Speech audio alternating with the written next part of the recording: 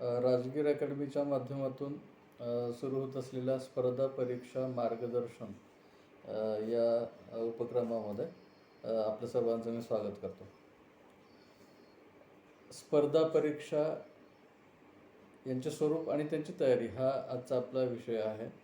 Online आपण जे lectures घेणार आहोत राजगीर अकॅडमीच्या माध्यमातून स्पर्धा परीक्षा मार्गदर्शनासाठी, त्याच्यातलं हे आजचं पहिलं लेक्चर आहे.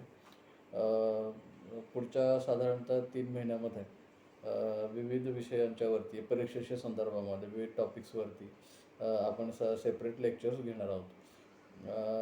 ते घेण्यापूर्वी पहिला आजचं आपलं जे लेक्चर आहे, या लेक्चरमध्ये आपण स्पर्धा परीक्षांचे स्वरूप आणि त्याची तयारी याविषयी चर्चा करणार आहोत.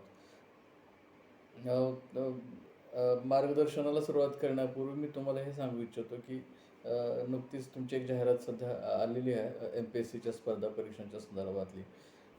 तर त्याला साधारणतः 3 महिन्यांचा कालावधी आहे आणि या 3 महिन्यामध्ये तुम्ही तुमचा अभ्यास करण्यासोबत जर हे ऑनलाईन मार्गदर्शनाचा जर तुम्ही लाभ घेतला तर तुम्हाला त्याचा नक्कीच फायदा होऊ शकेल आणि साधारणतः 5 ते 6 महिन्यामध्ये तुमची जेवढी तयारी झाली होती होऊ शकली असती ती कदाचित तुमच्या या 2-3 महिन्यामध्ये सुद्धा होऊ शकेल. एक लक्षात घ्या, सगळ्या स्पर्धा परीक्षेच्या विद्यार्थ्यांना माझं एक सांगणं आहे की फक्त गायडन्सच्या माध्यमावरती तुमच्यामधलं कुठलीही हा स्पर्धा परीक्षा मध्ये पुढे जाऊ शकत नाही. गायडन्स प्लस तुमचा स्वतःचा प्रयत्न, तुमचे स्वतःचे इफर्ट्स, याच्यावरती तुमचं यश सगळ्यांचं ठरणार आहे. मागच्या काळामध्ये आत्तापर्यंत तुम्ही काय कमावलेलं आहे हा तुमचा प्लस मायनस पॉईंट ठरू शकेल. तुम्ही जर समजा नॉलेज तुमच्याकडे बऱ्यापैकी असेल तर त्याचा तुम्हाला फायदा होईल. जर तुम्हाला नॉलेज फारसं आत्तापर्यंत कमावलं नसेल तर थोडासा कमी फायदा होईल. मग तशा केसमध्ये तुम्हाला थोडा जास्त प्रयत्न करावा लागेल. परंतु एवढं लक्षात घ्या की तुम्ही कितीही चांगला क्लास लावला तरी फक्त क्लासच्या बळावरती तुम्ही स्पर्धा परीक्षेत पुढे जाऊ शकत नाही. प्रत्येक स्पर्धा परीक्षेला समजा 2 लाख 3 लाख मुलं बसतात तर त्याच्यातले फक्त 500 मुलं साधारणतः सर्वसाधारणपणे सक्सेसफुल होतात. 300 होतात, 500 होतात, 600 होतात, किती जागा आहेत त्याच्या प्रमाणात, बरोबर. तर त्याच्यामुळं मोठमोठ्या मुंबई दिल्लीसारख्या शहरामध्ये जाऊन फक्त प्रयत्न करणे याच्यापेक्षा किंवा गायडन्स घेणे याच्यापेक्षा तुम्ही स्वतः किती प्रयत्न करता हे महत्त्वाचं आहे. कुठलंही गायडन्स सेंटर जास्त हे तुम्हाला गायडन्स करताना बाबा इथे इथे इथे धोका आहे किंवा इथं खड्डा आहे, या बाजूनं चाल, अशा पद्धतीनं चाल, या स्पीडने चाल, अशा पद्धतीचं जे काही अनुभवातून आलेलं शहाणपण असतं हे तुम्हाला पुरवू शकतं आणि थोडंफार नॉलेज पुरवू शकतं.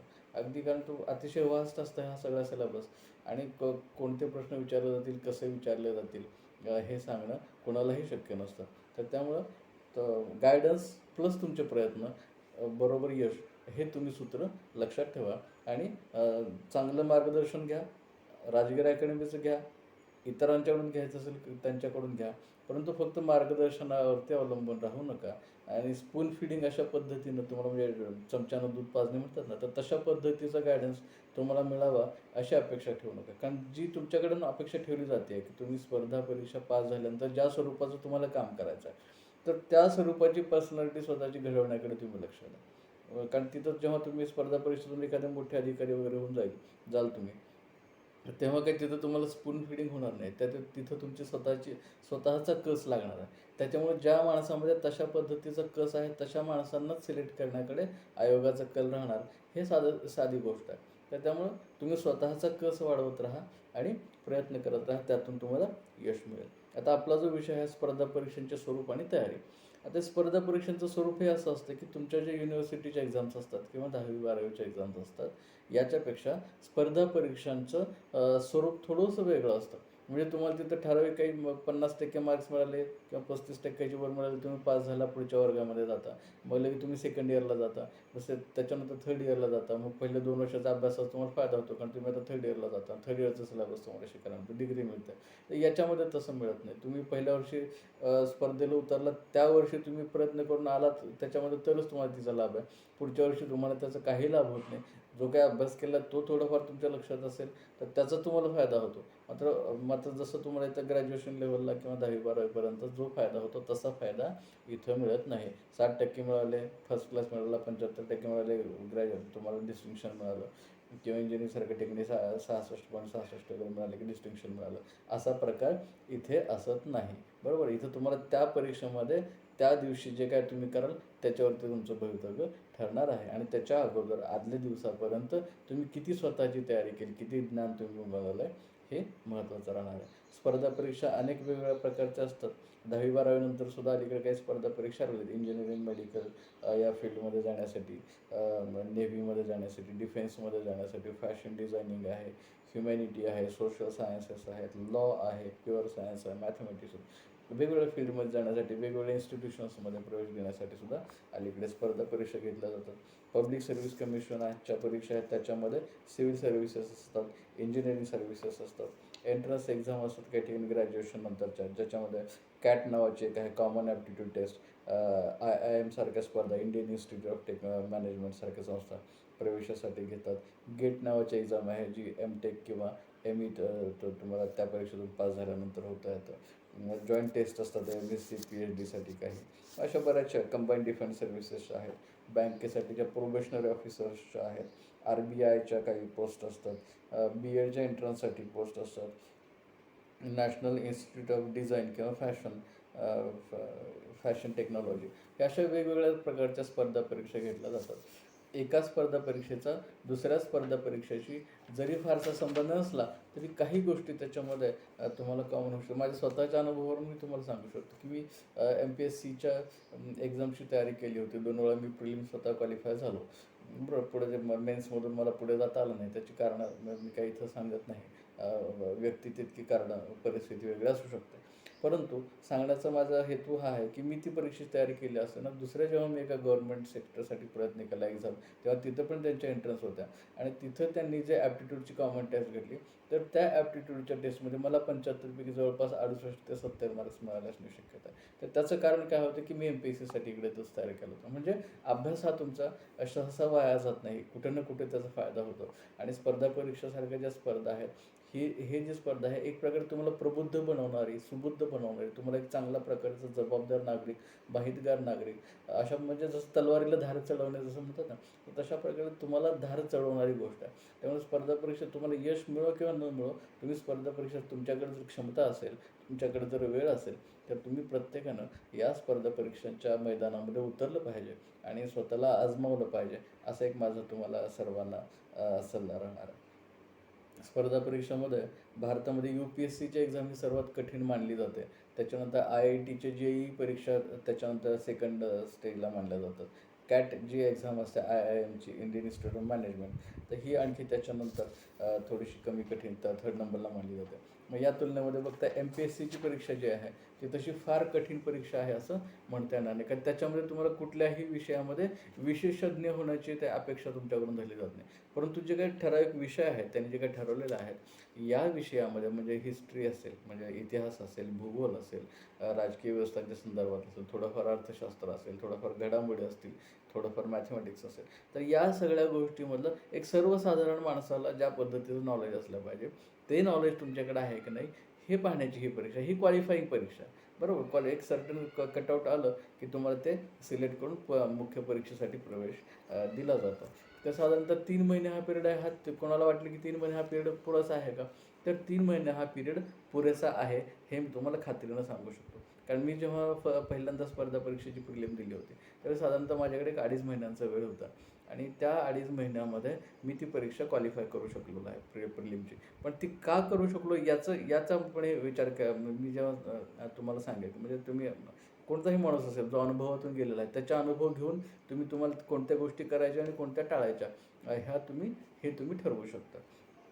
माझ्या स्वतःच्या केसमध्ये सांगायचं तर मला कोणती गोष्ट सगळ्यात जास्त फायदेशीर ठरली, तर एक MPSCचा अभ्यास करणारा एक विद्यार्थी ओळखीचा होता, ज्यांनी मला मदत केली आणि त्यांनी मला एक 10-15 पुस्तकांची नावं लिहून दिली आणि हे 10-15 पुस्तकांचा स्टडी करा. कारण ती पॉईंट ओरिएंटेड अशी पुस्तकं, चांगल्या पद्धतीची, चांगल्या लेखकांनी व्यवस्थित लिहिलेली, अशा पद्धतीची काही पुस्तकं मला मिळाली आणि मग मी त्यांचा व्यवस्थित अभ्यास केला आणि दररोज स्वतःमध्ये चेक करत राहिलं की आज माझा काय अभ्यास झाला, त्यातलं माझ्या स्वतःच्या किती लक्षात आहे, अशा पद्धतीचं सेल्फ चेकिंग ज्याला म्हणतात, तर ते मी करत गेलो आणि मी क्वालिफाय झालो. म्हणजे आता पहा, तुम्हाला वाचायला समजा एखादा चॅप्टर 1 तास लागत असेल किंवा 2 तास लागत असतील, पण तुम्ही जर त्याच विषयावरचं एखादं लेक्चर ऐकलं, तर त्या माणसाने जे काय मागच्या 2 वर्षामध्ये, 5 वर्षामध्ये, 2 महिन्यामध्ये अभ्यास केला असेल, तो तुम्हाला एका तासामध्ये तो रेडीमेड त्याचा अर्क मिळतो आणि त्याच्यामुळे तसा अर्क घेणं महत्त्वाचं असतं. बरोबर आहे. मग त्याच्यातून तुमचं काय होतं, तुमचा वेळ वाचतो. त्या गोष्टी कमावण्यासाठी तुम्हाला अदरवाईज जो वेळ लागला असता, तो वेळ वाचतो. त्यामुळे गाईडन्स जरूर घ्या. राजगीर अकॅडमीकडून घ्या, इतर कुठाकडून घ्या, गाईडन्स जरूर घ्या. परंतु फक्त गाईडन्सवर तुम्ही हे राहू नका. स्पर्धा परीक्षेत जर तुम्हाला यशस्वी व्हायचं असेल, तर फक्त गाईडन्सवरती डिपेंड राहू नका.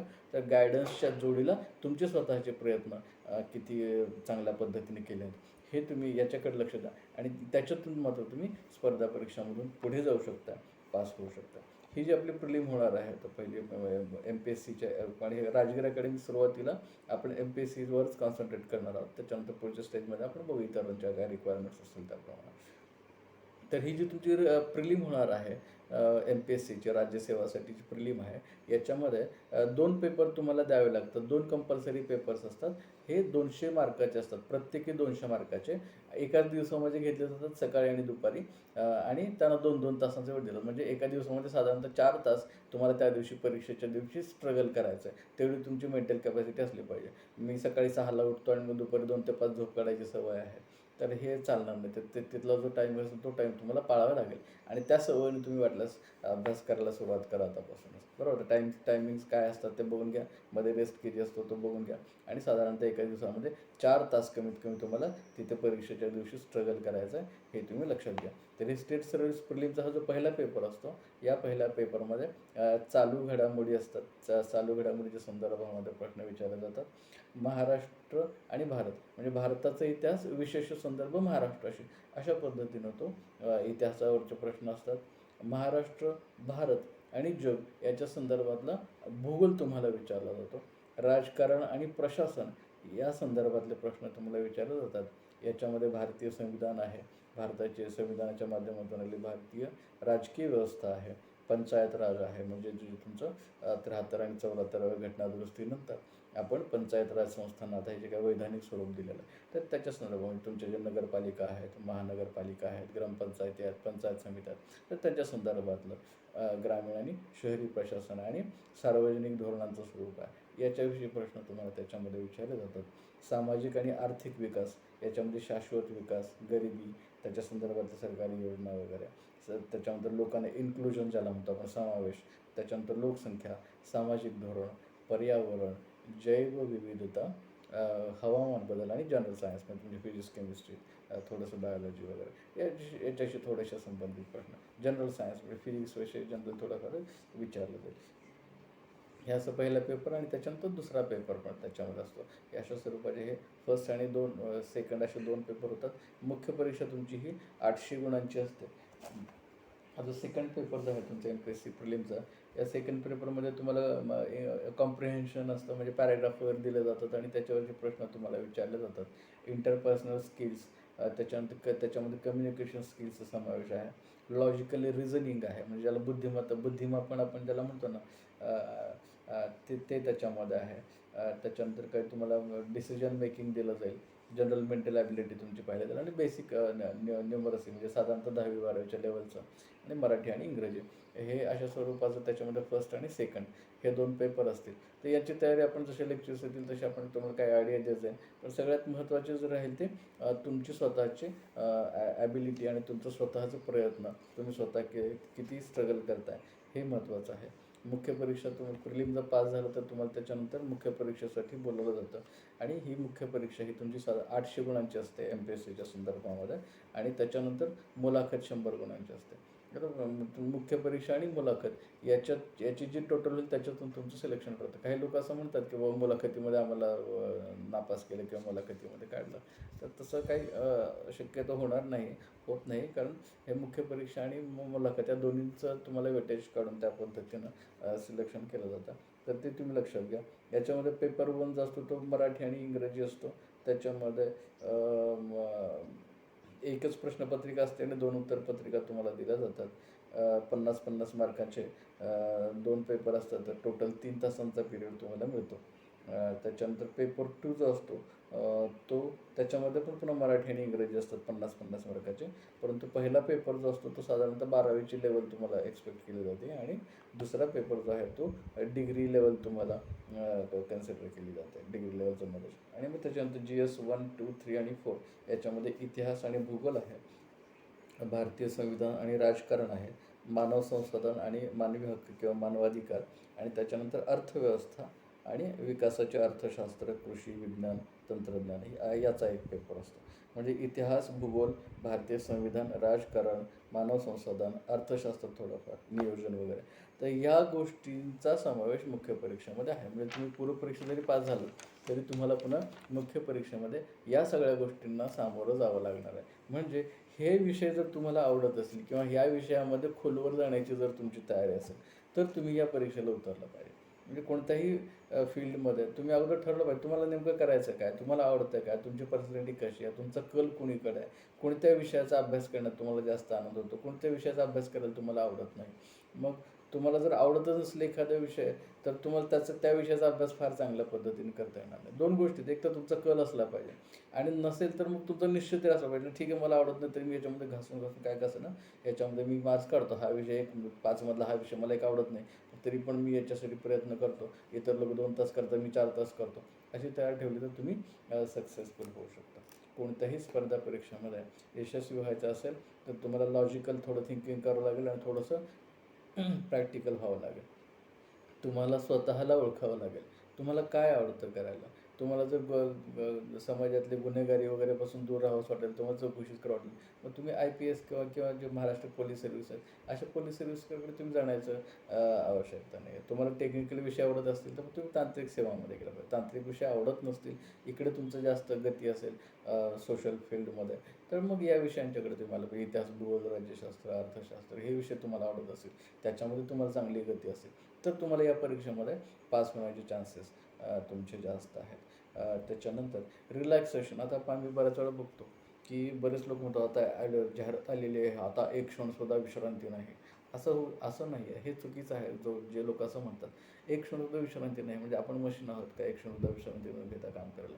आपण माणसं आहोत तर आपण आपल्या वेळेचं मॅनेजमेंट व्यवस्थित केलं पाहिजे. तुम्ही रबराचं उदाहरण घ्या. रबर जर तुम्ही कंटिन्युअसली ताणत बसला तर एक दिवस ते तुटून जाईल. बरोबर आहे. मानवी शरीराचं पण तसंच आहे. एक तुम्ही 10 दिवस अभ्यास कराल, 15 दिवस अभ्यास कराल, 2 महिने अभ्यास कराल आणि मग ऐन परीक्षेच्या वेळी तुम्ही थकून जाल आणि मग परीक्षेच्या पिरियडमध्येच तुम्हाला अभ्यास करता. माझा स्वतःचा अनुभव आहे की एकदा असं मी 8-10 दिवस खूप चांगला अभ्यास केला, पण नेमकी उद्या परवा पेपर आणि मग मी इतका थकून गेलो की मी अभ्यासच करते ना. माझं आणखी एक ओळखीचं आहे जवळचं की त्यांनी परीक्षेच्या अगोदर 3-4 महिने फार जोर लावून अभ्यास केला. इतका अभ्यास केला की शेवटच्या 8-15 दिवसात त्याला पुस्तकाला हातसुद्धा लावू वाटेना. म्हणजे हे हे हे आपण जे आपली शारीरिक आहे, बरोबर, आपले जे शारीरिक गुणधर्म आहेत, शरीराचे आपले गुण आहेत, हे लक्षात घेऊन आपली बौद्धिक क्षमता, आपली मानसिकता या सगळ्या गोष्टी विचारात घेऊन आपण परीक्षेची तयारी केली पाहिजे. अभ्यासासाठी तुमच्या दिवसातले 5, 7, 8, 10 जे काही तुम्हाला तास काढतील तुमच्या क्षमतेप्रमाणे तर टाईम तुम्ही तसं मॅनेजमेंट करा आणि त्यावेळी अभ्यास करा. अभ्यासाचा वेळ ठरावा 8 ते 10, 10 ते 12 जे काय असेल आणि त्यावेळी शक्यतो अभ्यासच करा. एखाद्या दिवशी अभ्यासाला तुमचा मूड नसेल तर तुम्ही थोडा वेळ पुस्तक हातात घेऊन बसा आणि 15-20 मिनिटं त्याच्यावर नजर फिरवा पुस्तकानं, आपोआप तुमचं मन त्याच्यामध्ये गुंतत जाईल. म्हणजे शरीराचे काही जे गुणधर्म आहेत ना, आपल्या मानसिक गुणधर्म आहेत काय, त्यांचा वापर करत शिका तुम्ही. दिवसभर 10 तास मी बसला अभ्यास करता मला काही समजत नाही, त्याचा उपयोग नाही ना. साधारणतः 1-4 तास आपलं एका वेळी आपण अभ्यास करू शकतो. सर्वसाधारण जो काही सर्वे झालेला आहे, पहिले 1-1.5 तास तुमचं ग्रास्पिंग वाढत जातं, त्याच्यानंतर 1-2 तास साधारणतः 1 तास वाढत जातो, 2 तास साधारण कॉन्सन्ट्रेट, त्यानंतर पुढचं 1 तास ते उतरत जातं तुमची क्षमता. मग त्याच्यानंतर तुम्ही वाचत बसला तुम्हाला समजतं आहे का, हे तुम्ही बघायला पाहिजे. म्हणजे डॉंकी वर्क ज्याला म्हणतात, हे डॉंकी वर्क आपण टाळलं पाहिजे. स्मार्ट वर्क केलं पाहिजे. अभ्यासाचे तास ठरवा, काय वाचायचं, किती वाचायचं, कसं वाचायचं, कोणती पुस्तक वाचायचं. आता कोणती पुस्तक वाचायचं हा काय सगळ्यांसाठी एकच नियम लागू होऊ शकत नाही, बरोबर. एखादा मुलगा आहे की ज्यानं 10वीमध्ये 80% मार्क्स मिळाले, एखादा मुलगा आहे ज्यानं 60% मार्क्स मिळाले. आता 80%वाल्या मुलांना जर पुस्तक रेफर करायचं आहे ते वेगळं असणार, 60%वाल्यासाठी वेगळं, कारण 60%वाल्याची तयारी थोडी कमी झालेली असणार आहे. मग त्याला थोडं आणि बेसिक माहिती देणार आणि सोप्या भाषेमध्ये समजावून सांगणार असं पुस्तक रेफर करावं लागेल. त्यामुळे तुम्ही पुस्तक रेफर करताना व्यवस्थित पुस्तक रेफर करा. तुम्हाला काय गरजेचं आहे ते बघा. लोक काय सांगतात त्याच्याकडे तुम्ही जाणं. लोक म्हणतात हे पुस्तक खूप भारी आहे, ते ठीक आहे, त्यांच्यासाठी भारी आहे. तुमच्यासाठी काय भारी आहे हे तुम्ही स्वतः बघा. 4 पुस्तकं तुम्ही मार्केटमध्ये लायब्ररीमध्ये जा, 4 पुस्तकं किंवा जुन्या विद्यार्थ्यांना विचारा आणि त्याच्यातून 4 पुस्तकं चाळा आणि तुम्हाला कुठलं जास्त चांगल्या पद्धतीनं समजतं आहे हे तुम्ही बघा. कुठल्या पुस्तकाची मांडणी तुम्हाला भावते, कुठल्यातून तुम्हाला चांगल्या पद्धतीचं आकलन करून घेता येतं हे तुम्ही बघा आणि ते पुस्तकं तुम्ही सिलेक्ट करा आणि त्या पद्धतीनं जा. हे जे स्पर्धा परीक्षा असते याच्यात शिक्षकाचं आणि शिकवणाऱ्यांचं आणि स्पर्धा परीक्षेत उतरणाऱ्यांचं नातं कसं असतं, प्रशिक्षक आणि खेळाडूसारखं असतं. ते 100 मीटर जे रनिंग असेल तर त्या स्पीडमध्ये त्या खेळाडूला पळायचं असतं. प्रशिक्षकाला ती पळायची गरज असते. प्रशिक्षक फक्त त्याच्याकडून तयारी करून घेतो. प्रशिक्षक 60 वर्षाचा पण असू शकतो, प्रशिक्षक 80 वर्षाचा पण असू शकतो. त्याला 2 पावलं नीट चालता येऊ शकत नसतात. असंही असू शकतं, पण तो त्या खेळाडूला ते यशस्वी बनवू शकतो. हे नातं तुम्ही लक्षात घेतलं पाहिजे. चाणक्य आणि चंद्रगुप्ताचं नातं पहा. चाणक्य स्वतः फार मोठी लढाई करू शकत नव्हता, पण चंद्रगुप्ताला त्यांनी सम्राट बनवलं. कारण कसं करायचं हे त्याला माहीत होतं. त्याच्याकडे ज्ञान होतं. ते कसं करायचं तो मार्ग त्याला माहीत होता. पण त्याचं स्वतःचं शरीर त्या पद्धतीने त्याला साथ देणार नव्हतं हे त्याला माहीत होतं. बरोबर. मग त्यांनी सम्राटाला चंद्रगुप्ताला सम्राट बनवलं. तशा पद्धतीनं तुम्हाला जे गायडन्स करणारे लोक आहे हे तुम्हाला सम्राट बनवू शकतात. म्हणजे तुम्हाला अधिकारपदापर्यंत पोहोचवू शकतात. मात्र त्यासाठी जो प्रवास करायचा आहे, म्हणजे तुम्ही गौतम बुद्धांचं स्टेटमेंट वाचलं असेल तर पहा, की मी फक्त मार्गदाता आहे, मी मोक्षदाता नाही. मी तुम्हाला मार्ग दाखवणार आहे. चालायचं तर तुम्हालाच आहे. तसं स्पर्धा परीक्षेमध्ये गायडन्स करण्याला तुम्हाला काही इम्पॉर्टंट माहिती, काही नॉलेज पुरवतील. अगदीच नाही असं नाही, पण काही थोडं काही प्रमाणात ते पुरवतात. परंतु स्पून फिडिंगचे लोक यशस्वी होत नाहीत, असं माझं स्वतःचं एक ऑब्झर्वेशन आहे. स्पून फिडिंग करून घेऊ नका. तुम्ही स्वतः वाचा, तुम्ही स्वतः समजून घ्या. फक्त जो तुमचा वेळ आहे तो वाचवण्यासाठी त्या विषयाचं लेक्चर आहे का, म्हणजे बेसिक त्या विषयाचं बेसिक म्हणजे इतिहासाचा एखादा टॉपिक आहे, त्याचं बेसिक मिळवण्यासाठी तुमचा जो वेळ वाया जाणार आहे तो वाचवण्यासाठी तुम्ही लेक्चर्स ऐका त्या विषयावरचे. आणि ते बेसिक घ्या आणि त्याच्यातनं तुम्ही बारीक जे त्यातले बारकावे महत्त्वाचे इम्पॉर्टंट ते तुम्ही स्वतः रिमाइंड करा, तुम्ही स्वतः अंडरस्टँड करा. आणि अशा पद्धतीने तुम्ही पुढे गेला तर तुम्ही यशस्वी होऊ शकता. ह्या स्पर्धा परीक्षेमध्ये कोण यशस्वी होऊ शकतं, तर सेल्फ मोटिवेटेड जे लोक आहे, सेल्फ कॉन्फिडंट असलेले आणि हार्डवर्किंग असलेले, जे सिस्टमॅटिक तयारी करू शकतात, असे लोकच इथं यशस्वी होतात. बऱ्याच वेळा तुम्ही पाहता 10वी-12वीला बोर्डात आलेले लोक असतात, बरोबर, किंवा युनिव्हर्सिटी रँकर्स असतात, पण हे लोक स्पर्धा परीक्षामध्ये यशस्वी झालेले तुम्हाला दिसत नाही. बरेचसे लोक स्पर्धा परीक्षामध्ये यशस्वी झालेले असे आहेत की ज्यांना ग्रॅज्युएशन लेवलला 50-60% मार्क्स मिळाले. म्हणजे तुम्हाला ग्रॅज्युएशन लेवलला 50-60% मार्क्स मिळाले असतील आणि त्याच्यामुळे तुम्हाला जर इन्सल्टेड फिलिंग येत असेल तुमच्या मनामध्ये, तर त्या इन्सल्टेड फिलिंगचा तुम्ही वापर करा, की त्याच्यातून तुमच्यामध्ये जी ऊर्जा निर्माण होईल, जी ईर्ष्या निर्माण होईल, त्या ईर्ष्येचा, त्या ऊर्जेचा, त्या अपमानास्पद भावनेचा वापर करा आणि इथं जोर लावा. आणि तो तुमचा जो काळा इतिहास आहे किंवा तुमचा जो काही बॅकग्राऊंड तुम्हाला बॅकड्रॉप झालेला आहे तुमच्या आयुष्यामध्ये जे काय, तर त्याच्यावरती मात करण्यासाठी ह्या स्पर्धा परीक्षांचा वापर करा, ह्या संधीचा वापर करा. हे एक प्रकारची संधी असं समजा. याच्यामध्ये त्रास होता. आता तुम्ही क्रिकेट खेळता, क्रिकेटमध्ये एखाद्या माणसाने सेंचुरी मारली, ते सेंचुरी मारल्यानंतर धावपळ करतोय, त्याला धावा काढतोय, तर तो दमतो. पण त्या दमण्यामध्ये एक प्रकारचा आनंद असतो, म्हणून तो ते करू शकतो. तर तसं ह्या परीक्षेसाठी तुम्हाला जे एक्झर्शन करायचं आहे, ह्याच्यामध्ये तुम्हाला तुमचा आनंद शोधता आला पाहिजे, तुम्हाला त्याच्यातून आनंद मिळाला पाहिजे, तर तुम्ही ते जास्त मोठ्या पद्धतीनं, जास्त मोठ्या प्रमाणामध्ये ते करू शकणार. त्यामुळे तुमची मानसिकता त्या गोष्टीसाठी तुम्ही बनवा. स्पर्धा परीक्षा ज्या आहेत ह्या युनिव्हर्सिटीसारख्या नाहीत, हे लक्षात घ्या.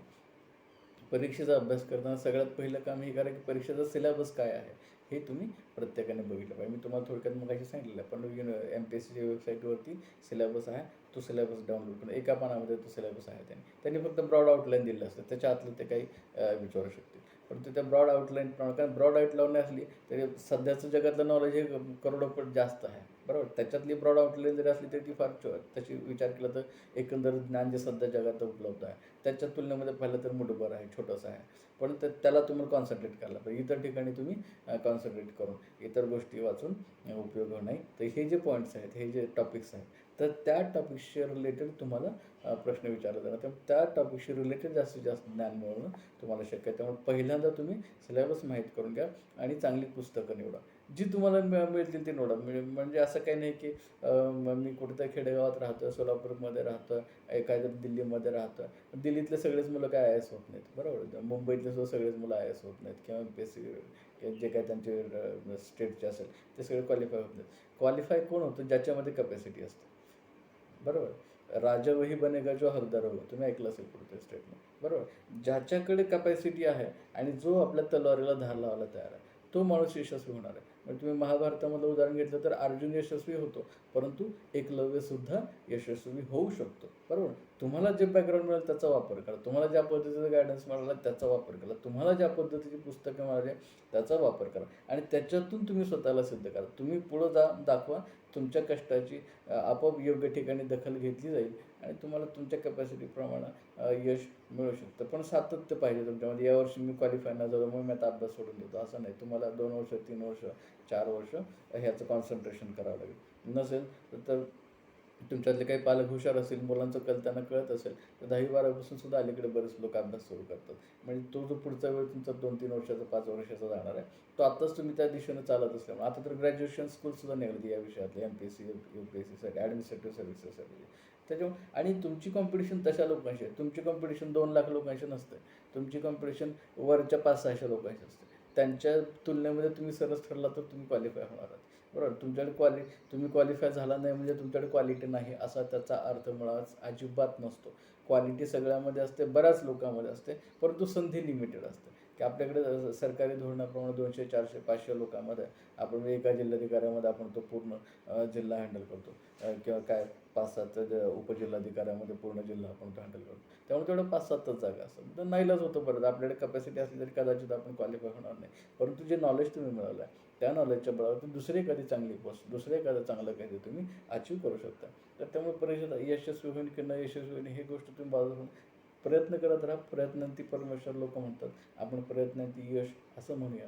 ज्याला जे आवडेल त्याला त्यांना ते घ्या आणि आपण सगळ्यांनी प्रयत्न केला पाहिजे. स्वतःचा कल आपण जाणला पाहिजे. मगाशी तुम्हाला सांगितलं मी सिलेबस माहीत करा, योग्य पुस्तके हाताशी घरात धरा, बरोबर. अभ्यासात नियमितता ठेवा आणि वृत्ती राजहंसासारखी ठेवा. म्हणजे सांगतात की बाबा न्यूजपेपर्स वाचा. आपण त्या न्यूजपेपरमध्ये काय वाचलं हे तुम्हाला काय वाचायचं हे तुम्हाला कळलं पाहिजे. कुठे काय ते टिंगल टवाळी केली असते, कोणते जण कुठे काय ते उदाहरण करून त्याचे तुम्ही डिटेल्स काढत बसला त्याचा उपयोग काय होणार नाही. कुठं राजकारणाचे काय ते भांडणं असले एकमेकाला त्याचा उपयोग नाही. काय वाचायचं वृत्ती आपली राजहंसासारखी असली पाहिजे. मग नीर क्षीर विवेक ज्याला म्हणतात, बरोबर. म्हणजे आता हे काय खरं असेल खोटं असेल पण ते पाण्यातून दूध वेगळं करतो आणि दूध वेगळं पितो असं म्हणतात. तर ते खरं असो किंवा खोटं असो पण आपल्याला दूध प्यायचं हे लक्षात आहे. आपल्याला पाणी आणि दूध वेगळं करायचं आहे. दूध का दूध, पाणी का पाणी आपल्याला करायचं आहे. आणि कुठल्या गोष्टी इम्पॉर्टंट आहेत, कुठल्या गोष्टी विचारल्या जाऊ शकतात. मी त्यासाठी मागील प्रश्नपत्रिका तुम्हाला बघाव्या लागतील. मागील प्रश्नपत्रिका वेळ लावून सोडून बघाव्या लागतील, बरोबर आहे. कारण काय तुम्हाला लढाई करायची तर तुम्ही घरात बसून प्लॅनिंग करून लढाई जिंकू शकता का? नाही. तुम्हाला मैदानात उतरावं लागतं. मैदानात हाणामारी करावं लागते. तिथलं जे वातावरण असेल, चारी बाजूने हल्ले करणारे लोक असतील, जे काय असंच असेल, पण त्याची तुम्हाला प्रत्यक्ष प्रॅक्टिस केल्याशिवाय तुम्ही लढाईत यशस्वी होऊ शकत नाही. तसं परीक्षेत यशस्वी व्हायचं असेल तर ते जुन्या प्रश्नपत्रिका काढा आणि थोडा थोडा अभ्यास करत असताना 8 दिवस झाले, 15 दिवस झाले, महिना झाला, एक 8 दिवसांनी एक प्रश्नपत्रिका सोडा, पुन्हा 8 दिवस तयारी करा, पुन्हा 8 दिवसांनी पुन्हा दुसरा पेपर सोडा, पुन्हा 8 दिवस तयारी केला, तिसरा पेपर सोडा. अशा पद्धतीने किमान 5, 7, 10 जे काही पेपर तुम्हाला सोडवणं शक्य होईल तेवढे जुने पेपर सोडवा. तुम्ही यशाच्या जवळ जाल. यशस्वी व्हाल असं मी सगळ्यांना सांगू शकत नाही, कारण सगळेच लोक यशस्वी होणार नाहीत. कारण संधी लिमिटेड आहे. क्वालिटी सगळ्यांकडे असू शकते परंतु संधी लिमिटेड असल्यामुळं लिमिटेड जो जास्त वेगात पळेल, जो जास्त लवकर पोहोचेल तो तिथे यशस्वी होणार आहे. तर त्याच्यामुळं सराव करा, गती वाढवत राहा, निर्णय क्षमता तुमची वाढवत राहा, मनाला थोडासा व्यायाम द्या. इतर गोष्टी स्वप्नरंजनामध्ये माइंड कुठेतरी भरकटू देण्यापेक्षा तुमच्या अभ्यासाचा विचार करा. रिकाम्या वेळामध्ये तुम्ही अंथरुणावर पडून डोळे झाकून सुद्धा तुमच्या सिलेबसचा विचार करू शकता, तुमच्या टॉपिकचा विचार करू शकता, त्याच्यावरती तुम्ही वेगवेगळं ॲनालिसिस करू शकता. म्हणजे 24 तास फक्त हातात पुस्तक घेऊनच बसलं पाहिजे तरच परीक्षेची तयारी होती असं काही नाही. तर स्पर्धा परीक्षेची तयारी करताना अशा काही गोष्टी करा. त्याचबरोबर पहिल्यांदा मगाशी सांगितलं पण तुमचा स्वतःचा कल जाणून त्याप्रमाणे क्षेत्राची निवड करा. म्हणजे तुम्हाला उपजिल्हाधिकारी वगैरे हो असं वाटतं की मत्स्य पशुसंवर्धन वगैरे त्याच्याशी तुमचं जास्त जवळचं नातं आहे. त्याच्यातलं तुमचा अभ्यास चांगला आहे की तुम्ही एका शेतकऱ्याच्या घरात राहत असाल, तुमच्या घरात प्राणी असतील, पाळीव प्राणी असतील, त्यांच्या संदर्भामध्ये तुम्ही काही पूर्वी केलेलं असेल किंवा तुम्ही ॲग्रिकल्चर फील्डमध्ये ॲडमिशन घेतलं असेल तर तुम्हाला हे पोस्ट आहे ते जवळ. एखादा कम्प्युटर इंजिनियर पण आला UPSCला अभ्यास तर त्याला हे जिल्हा पशुसंवर्धन वगैरे हे जे खाते असतील हे त्याच्या फारशी माहितीतले नसणार, त्याचा स्टडी नसणार, त्याचा जर बॅकग्राऊंड नसेल तर, बरोबर. की एखाद्याचा BAला इतिहास विषय असेल तर त्याच्यासाठी इतिहास विषय घेऊन त्याचं जाणं, एखाद्याच्या घरामध्ये किंवा नातेवाईकामध्ये पोलीस डिपार्टमेंटमध्ये कोण असेल त्याची स्वतःची मानसिकता पोलीससारखी असेल, शरीर गोष्टी चांगल्या असेल, धाडसी असेल स्वभाव त्याचा, बरोबर, त्याच्यामध्ये पर्सनॅलिटी असेल आणि त्या गोष्टी करायला तयार असेल, तर तो पोलीस च्या निवड करू शकतो किंवा मग उपजिल्हाधिकारी, तहसीलदार, नायब तहसीलदार, तुमची जशी कपॅसिटी, आपली कपॅसिटी किती आहे हे आपण ओळखलं पाहिजे. माझ्याकडे माझ्यापेक्षा 1000 पट कपॅसिटीचे लोक समोर आहेत आणि तरी मी जे उपजिल्हाधिकारी व्हायचं स्वप्न बघतोय आणि ते सुद्धा प्रयत्न न करता बघतोय, तर मग होणार नाही. बरोबर, तुम्हाला तुमच्याबरोबर, कारण फक्त तुमचं एकट्याचं यश इथं नाही, बरोबर आहे. ग्रॅज्युएशन लेवलच्या एक्झाममध्ये स्वतःची परीक्षा स्वतःची असते, स्पर्धा स्वतःसोबत असते. पण आता जे आहे MPSC किंवा कॉम्पिटेटिव्ह एक्झाम्स आहेत, याच्यामध्ये तुमची स्पर्धा इतरांसोबत आहे.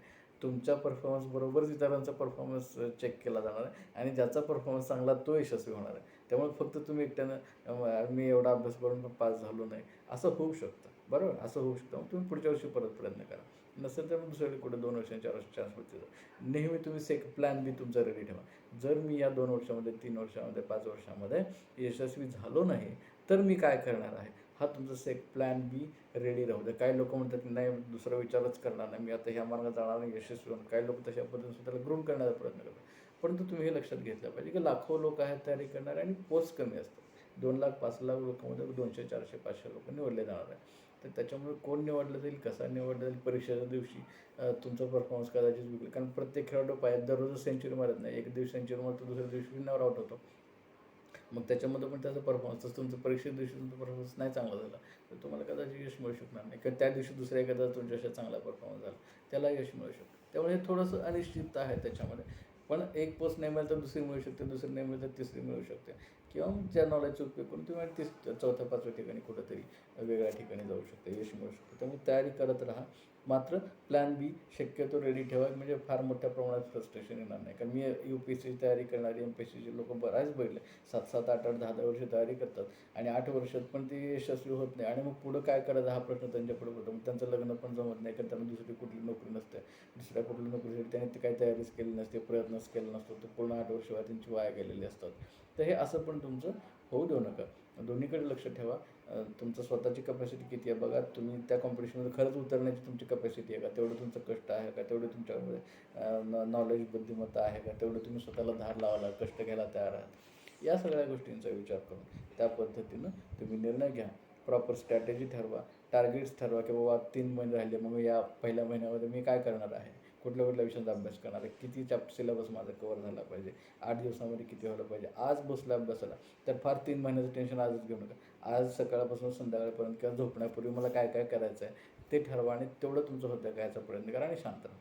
म्हणजे टेन्शन फार घेत राहू नका, बरोबर. म्हणजे डिवाइड अँड कॉन्कर ज्याला म्हणतात, तर तशा पद्धतीनं तुम्ही तयारी करा. कीप अपडेटेड, नॉलेज स्वतःच अपडेट करत राहा, स्वतःचे पॉईंट्स काढा, इतरांच्या पॉईंट्सवर शक्यतो अवलंबून राहू नका, स्वतःचे पॉईंट्सकडे. कारण कसं असं प्रत्येक माणूस वेगळा असतो, प्रत्येकाची मेमरी वेगळी असते, प्रत्येकाची मानसिकता वेगळी असते, स्वभाव वेगळा असतो आणि त्याच्यातून त्याला काय लक्षात राहतं, काय लक्षात राहत नाही, काय सोपं जातं, काय सोपं जात नाही, ह्या गोष्टी ठरतात. तर त्याच्यामुळं इतरांच्यावर अवलंबून राहू नका. तुम्ही एखादा लेक्चर ऐकले त्यातले महत्त्वाचे पॉईंट्स लिहून काढा, तुम्ही एखादा चॅप्टर वाचले त्यातले महत्त्वाचे पॉईंट्स लिहून काढा आणि जसं जसं तुमचा अभ्यास पुढे जाईल तसं तसं त्या पॉईंट्सवरून तुम्ही नजर फिरवा, ते रिफ्रेश करत राहा.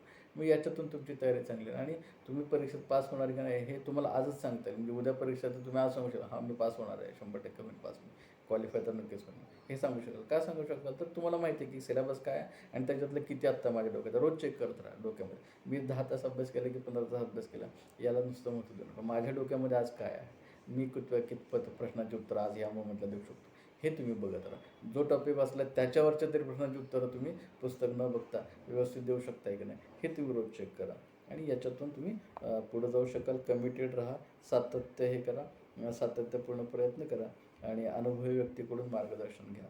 या गोष्टी आता बरेचसे लोक तुम्ही वेबसाईटवरती आहे, जसं हे विकासपीडिया नावाची वेबसाईट आहे, त्याच्यावरती तुम्हाला हे काय कॉम्पिटेटिव्ह एक्झामची माहिती मिळेल, MPSCच्या याच्यावरती तुम्हाला सिलेबस मिळेल, प्रश्नपत्रिका मिळतील आणि काय तुम्हाला सतत वाचून कंटाळा येत असेल तर आता व्हिडिओचं सोय म्हणजे हे जसं लेक्चर तुमच्यासाठी उपलब्ध करून देईल तसे. आणि इंटरनेटवरती अनेक लोक आहेत, चांगले चांगले क्लासेस चालवणारे लोक आहेत, ते काही फ्रीमध्ये तुम्हाला पुरवतात काही गोष्टी, तर तुम्ही पुरवा. आणि जेव्हा तुम्ही पैशांचा विचार कराल, तुमची जर आर्थिक परिस्थिती चांगली असेल तुमच्या आईवडिलांची, तर पुस्तकांसाठी वगैरे खर्च करायला मागे पुढे पाहू नका.